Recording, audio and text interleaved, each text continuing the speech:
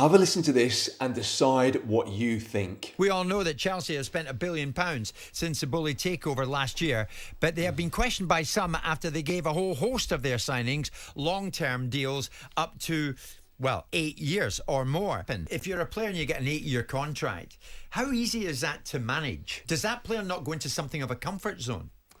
Okay, it's a great question. Now, the guy who then comments on this actually says that it shouldn't be an issue if you're an elite player. Now, is that right? Well, I'm going to tell you now that it's not. And I'm going to tell you why in just a second.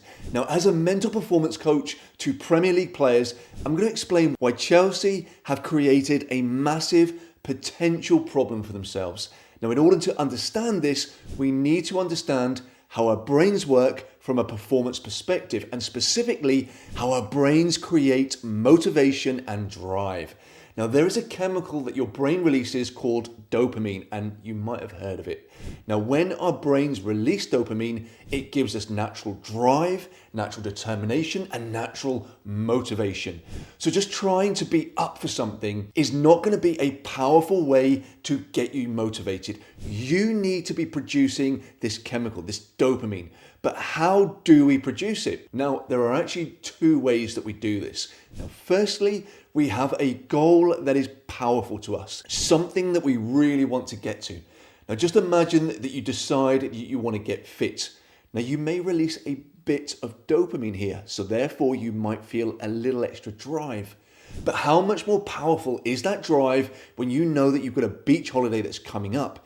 Now you've got something to really work towards, something real and something very powerful. That feeling of motivation to get to the gym is not produced because you have this holiday coming up. It is specifically the chemical reaction in your brain as you're now producing more dopamine, almost pushing you to the gym and making you work hard when you're there. So that's one way that we produce lots of dopamine, when there's something big that we want to achieve. And the other way is when we want to move away from something that we don't want. Now let's imagine that you're walking home and you hear that there's a tiger that's escaped from the local zoo. And you know that that zoo is just around the corner from where you are right now. Now, do you think that you might be a little more motivated to get home quicker? Maybe to push yourself that little harder and to take yourself out of your comfort zone and to get you out of harm's way. Now, of course you would be. And this is the other way that dopamine is produced, when you want to avoid something bad from happening. Now, both of these are reasons why these long-term contracts are not a good thing for Chelsea. Now, we cannot get away from it. Money and big contracts are huge motivators in the game, and therefore they're big drivers of dopamine in football players. You give a football player a long 8-year deal where he knows that no matter what happens, he is going to be incredibly well off. You're going to lose the incentive side of this dopamine release. And also, no one really wants to be in the position where they're worried about not getting another contract and the financial implications that this can cause.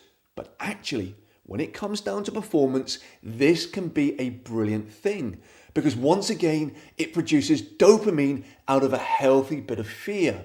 And once again, the Chelsea players here do not need to worry about this when they have such long and lucrative contracts.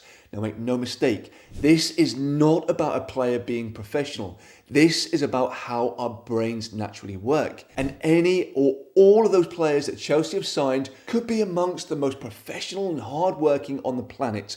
But simply the seemingly great situation that they find themselves in can be a natural performance killer, where through no fault of their own, they are not producing this performance-enhancing chemical that every player needs in abundance. Now, please like and share this video and subscribe for more on enhancing your football performance through understanding that amazing brain of yours.